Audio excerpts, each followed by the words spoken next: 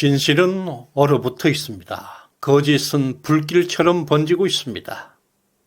한겨울 찬바람 속에서도 서울 한남동에는 애국 동지들이 밤을 지새우면서 대한민국과 대통령을 지키고 있습니다.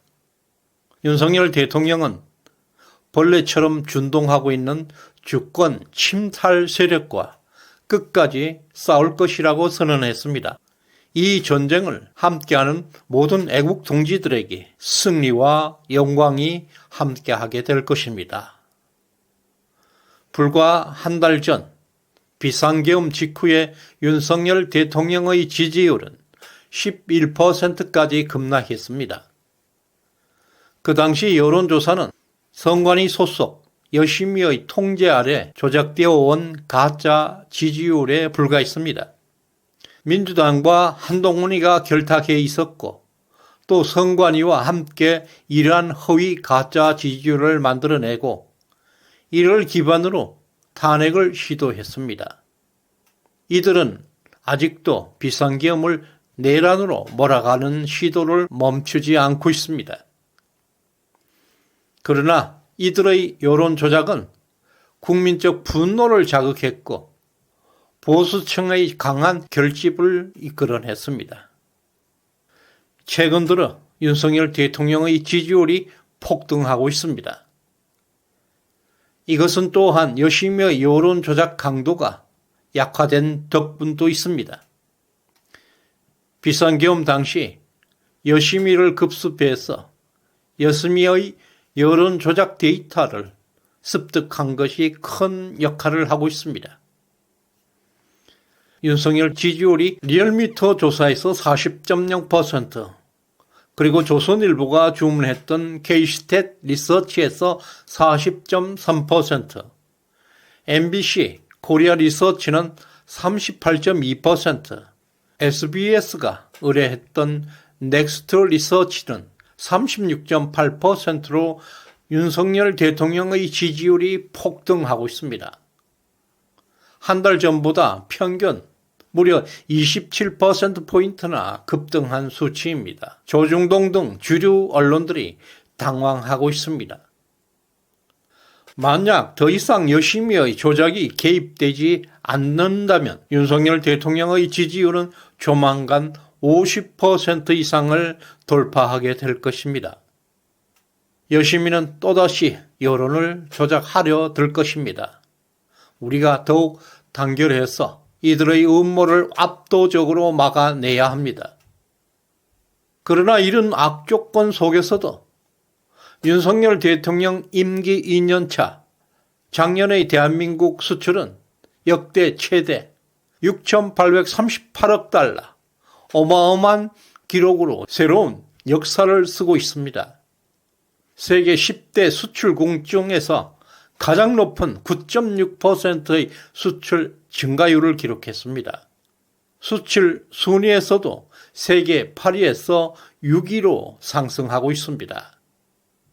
이것은 문재인 정부가 망쳐놓았던 한국 경제가 윤석열 정부의 노력으로 서서히 회복되고 있음을 보여주고 있습니다. 그럼에도 불구하고 이런 대통령을 지금 탄핵하려는 음모가 계속되고 있습니다. 반국가 세력들이 윤 정권을 흔드는 시도는 멈추지 않고 계속되고 있습니다. 앞에서 보았듯이 신년 여론조사에서 윤석열 대통령의 지지율이 40%를 초과하는 초급등세를 보이고 있는 가운데 오늘 조선일보에서는 법 위에 서 있는 판사라는 제목으로 윤 대통령의 체포영장을 발부했던 서울 서부지방법원 이순영 판사를 강력하게 비판하는 기사를 실었습니다. 조선일보에서 윤석열을 비호하는 기사가 오랜만이었습니다. 이순영 판사는 헌법과 법률이 보장하는 상권 분립과 법치주의를 정면으로 위배하고 있다. 대통령 관저 압수수색 영장에서 형사소송법 110조와 111조를 배제한 행위를 강력하게 비판했습니다. 직권남용은 국민이 결코 용납할 수 없는 중대한 사안이라며 강력한 징계와 법적 책임을 촉구하고 있습니다. 대한민국 사법부 신뢰도는 OECD 국가 중에서 꼴찌 수준입니다. 정치가 꼴찌가 되는 이유는 바로 판사들이 개판이기 때문입니다. 우리나라 판사들 싹 뒤엎어 버려야 합니다. 윤 대통령의 지지율이 50%를 돌파하면 대한민국을 대청소하는 신호탄이 될 것입니다. 그것이 바로 제2건국혁명입니다. 대통령 권한대행이 헌법재판관 2명을 임명한 것은 초유의 반헌법적 작태입니다. 더구나 국민의힘 지도부, 국무회의, 대통령 비서실장 등 누구와도 상의조차 없었습니다. 반국가 세력들에게 나라를 갖다 바친 꼴입니다. 특히 최상목은 원식 국회의장과 비공개로 만난 자리에서 차기 국무총리직을 제안받았다는 설까지 제기되고 있습니다. 대통령 탄핵은 대한민국의 존립을 위협하는 심각한 문제임에도 불구하고 이 같은 거래를 했다는 자체는 절대 용납할 수 없는 반역입니다. 최상목의 건방진 행위는 계속됩니다. 대통령 전용 S600 벤처 승용차 그리고 대통령에 준하는 경호까지 요구하고 있습니다. 자신이 마치 국군 통수권자인 것처럼 또 행세하고 있습니다. 새해 첫날 군복을 입고 해병대 제2사단을 방문해서 북한 방송 하루 종일 들으면 힘들겠다라는 발언으로 논란을 일으키고 있습니다. 대한민국 현대사에서 유승민, 한동훈 그리고 최상목은 최악의 배신자로 기록될 것입니다. 유승민과 최상목은 경제 전문가입니다. 한동훈은 법률 전문가입니다. 각 분야에서 뛰어난 능력을 인정받았습니다. 그러나 국가 리더로서는 철저하게 실패했습니다. 왜 그럴까요? 특정 분야의 정통한 전문가가 리더의 자리에 오를 경우에는 지식과 경험만으로는 대의를 이끌어갈 수가 없습니다. 이들은 경험에 기반한 지식의 세계는 매우 뛰어난 사람들이었습니다. 그러나 선험적 판단과 통찰력이 요구되는 지혜로운 세계에서는 낙제점을 면치 못하고 있습니다.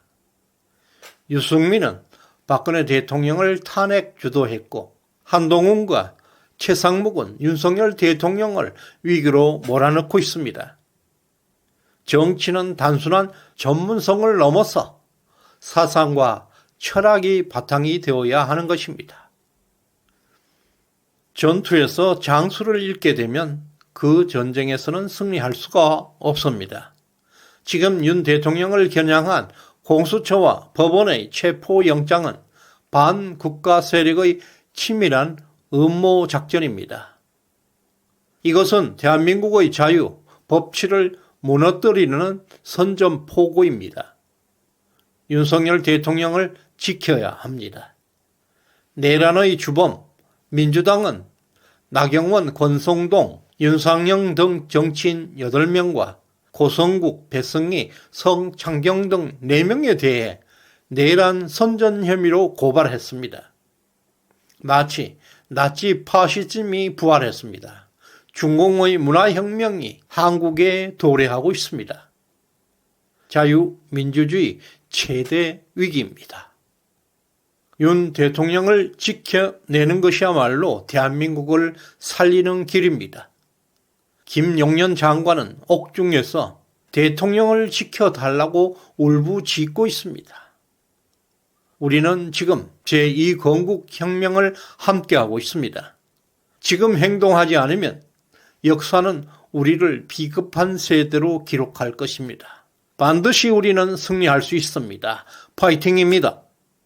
시대정신연구소에 후원해 주신 송준경님, 신중현님, 김광진님, 최진호님, 손민정님, 김경선님, 최경희님, 가오리님, 이동희님, 헨리박님, 박종원님, 조형옥님 진심으로 감사드립니다. 구독, 좋아요 꼭 눌러주시길 바랍니다. 고맙습니다.